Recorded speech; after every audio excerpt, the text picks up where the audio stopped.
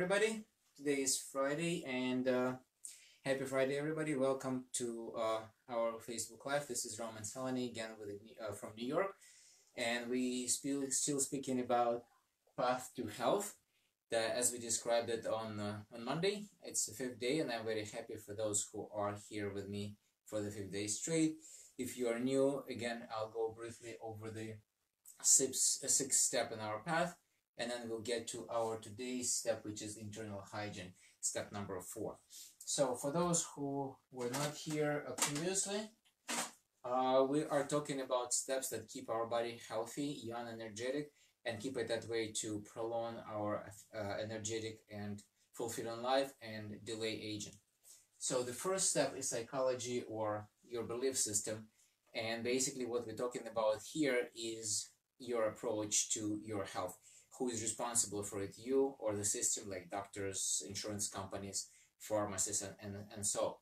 If you are responsible, that means that you can control it and you can take care of it. If somebody else is responsible, that you have no control over other people.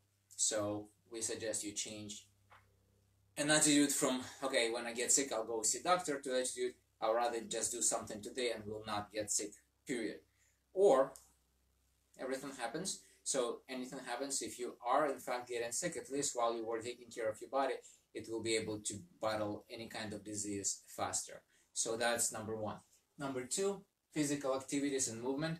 Again, we discussed the benefits and importance of movement in our life, and we pretty much discussed some important things that we need to know about it, about movement, and I showed you some exercises that I have been doing for last 2 years, which will be really helpful. Step number 3 is hydration, and again we discussed the importance of water in our life and our health, and actually water in general, because really drinking water covers only about the whole water in the world, only 3.5% is drinking water. So that's something we have to really take care of and make sure we have good quality water for our system. The thing we're going to speak today is called internal hygiene. And as we clean the house, we have to clean our body. If we want our body to function for a long time, I'll get to that in this moment. Cellular nutrition. When we get to this time of the year, not talking about something what's going on outside right now, but in general, people run for vitamins or minerals to boost their immune system. They forget that the prior steps, if skipped, will not bring the same benefit of the vitamins and minerals you take in now that you would have if you follow the proper steps. So you're not skipping any steps, you have to go step by step. And the final thing is protection. So once our body is in good shape, it's clean, it's hydrated, it's fed with proper nutrition, and we're talking about cellular nutrition, not just food. The cellular nutrition is what enables our cells to function properly. Then we have to protect it, keep it in that same shape, and we'll speak about this protection idea on Sunday. So hopefully you'll stay here for the whole week, and it will be great. But today we're going to speak about internal hygiene. And when we're talking about internal hygiene, I want to bring you to a little analogy as our body and a car. Many of you drive fancy cars, Mercedes, Lexus, BMWs. Some of us drive less expensive cars like Nissan, Honda, Ford. All of these are cars. So as our bodies, all of us have a body. And if you think about it, our body is way more expensive than our car. No matter how expensive your car is, your body is more expensive. A, your body has to last you longer. B, if it breaks, it's much more expensive to fix your body than your car. So when we have a car and we have a body, I hope you're good with this analogy. The car is the vehicle that takes you from point A to point B. Our body is the vehicle that takes your soul from birth to death, and the distance called life. So we want to make sure we can go through life and have it as much fulfilling, energetic, and happy as it can be. Because agree with me that illness is not a happy time in your life. Spending time in a hospital, in doctor's office, in the pharmacy, waiting for your medications is not the happy time of your life. spending time with your children in the park, backyard, on the ocean, that's the happy time. Sitting in a wheelchair watching your children or grandchildren wedding is not really happy time, even though you're happy for them. Dancing with them at their wedding is much happier. So we are thinking about how to get that happier lives if possible. So we need to, when we buy a car, we are told you have to put certain gas in it, you have to change the oil, you have to rotate tires at a certain period of time. And we obviously, most of us, not everybody, but most of us clean our cars. We need to wash inside and out. Now, when we get our body, A, nobody tells us what exactly to put in it. B, nobody ever tells us how often we have to fix it or clean it or rotate tires for that matter. Cannot really rotate our feet. But you have to remember that our body is that expensive car that we have, and we have to take care of your car. So we do take showers, we clean, we brush our teeth, we do haircuts, we do nails. All of this is outside of our body. Let's get inside and see what's there. And basically, when we breathe, when we eat, every single day, and there's no exceptions unless you're on some magnificent island far, far away from civilization, your body is attacked with toxins. And the toxins are usually, not usually, they are of two kinds, the water-soluble toxins and fat-soluble toxins. So they attack our body, and if we don't remove them from our body, they stay there, causing us a lot of illnesses. We're not going to speak about diagnosis today. So the first thing, when we talk about internal hygiene, we're talking about toxins. And we have water-soluble and fat-soluble. These guys are 70%, and this one's about 30%. Now, if you don't see it, again, don't worry about the visual. I'm going to take a picture of it and post in the comments under the live chat, so you will be able to see it. When we drink water, and we spoke about drinking water yesterday, it will take care possibly of about 70% of water-soluble toxins, the big chunk of it, as long as you're drinking correct water in correct amount.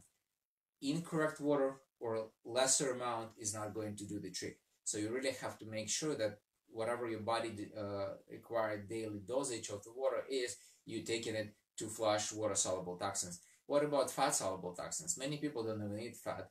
They still have that belief that fat is bad, even though there is good fat and bad fat, as there is everything else, good people and bad people, good professional and bad professionals. So there is a good fat that we have to eat in order to get rid of fat-soluble toxins. And if people don't eat it, that's okay, that's their choice, but there is a way to still remove fat-soluble toxins. Our program allows that. So that's program number one. Program number two is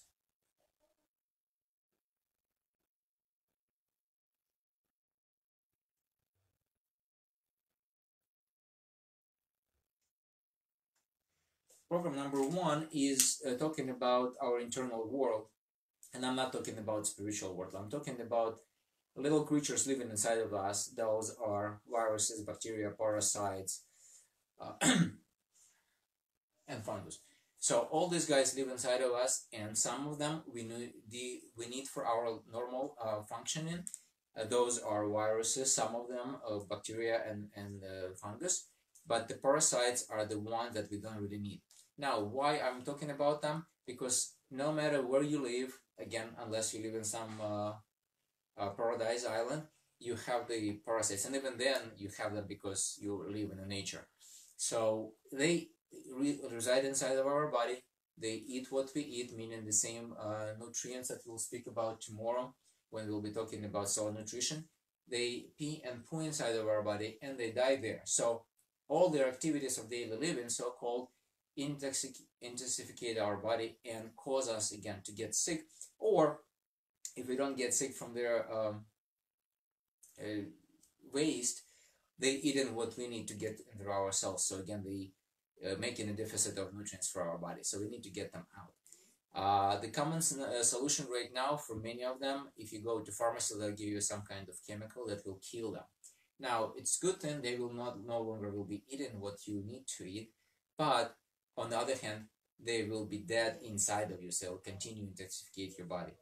What we suggest, we create the condition inside of our body with the different products and the water that will cause an environment that is not suitable for them, so they will have to leave your body.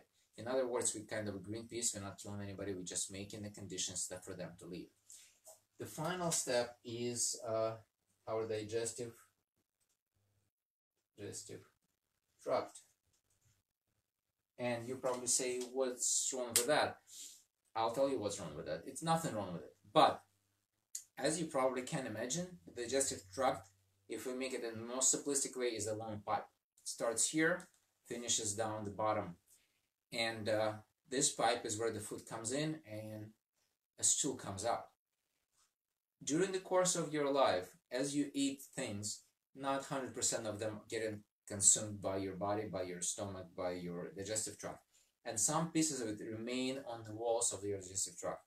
As they do so, they create a little plaques there, and with time, this stuff gets rusted and clogs your digestive tract. The way we eat, if you don't know yet, but you probably do, I'll say it anyways, the way we eat, whatever food comes through the digestive tract is the walls of the digestive tract pulling in the nutrients that we need for our living, and passes along stuff that we don't need, like byproducts that eventually go down the toilet. So as our walls of the stomach become clogged, we no longer can pull the same nutrients. So what we do, we eat more. When we eat more, what do we get? Bigger belly, still hungry. Still hungry, eat more, bigger belly, but doesn't solve the problem of hunger. Doesn't solve the problem of proper nutrition. So what we suggest is clean your digestive tract. Clean it like with a little sponge that will go through your digestive tract system and clean everything that sits on the walls of your digestive tract. What do you get as a result? Absolutely new, healthy digestive system that actually will be able to pull from the food you eat everything your body needs for healthy and energetic life, including in today's climate. The digestive tract is a place where about 70% of the immune system bacteria lives. And if you have healthy digestive tract, our immune system will be much stronger. So you definitely want to make sure that your digestive tract is clean, and then you can take benefit of the next steps, so nutrition, your vitamins, your minerals, whatever you want to take, but not before, because if you jump on that, even though I have to say in this climate, you don't have time to go through the steps, so you probably will have to jump to the step number 5. But in general, once all this is over, you do need to look at step-by-step process if you're really looking for healthy and energetic life and good quality body. So let's conclude. For our internal hygiene, we need to make sure we get rid of toxins in our body, which are 2 kinds, water soluble and fat soluble. We have to get under control our viruses, bacteria, and fungus, and get rid of parasites in our body. And again, not by killing them, but by asking them to leave nicely. And we have to clean our digestive tract, so all the vitamins and minerals we get in our system, all the food we consume, gets into our blood and eventually into our cells, which will, as a result, cause our body to generate better and better, younger and stronger, healthy cells. I hope that was helpful. If you have any questions, please comment below or contact me directly. If you like it, if it was useful, please like it and share with your friends and family. Thank you for watching. I hope to see you tomorrow at the same time, about 5:15. Have a good day, be well, and be safe. Bye-bye.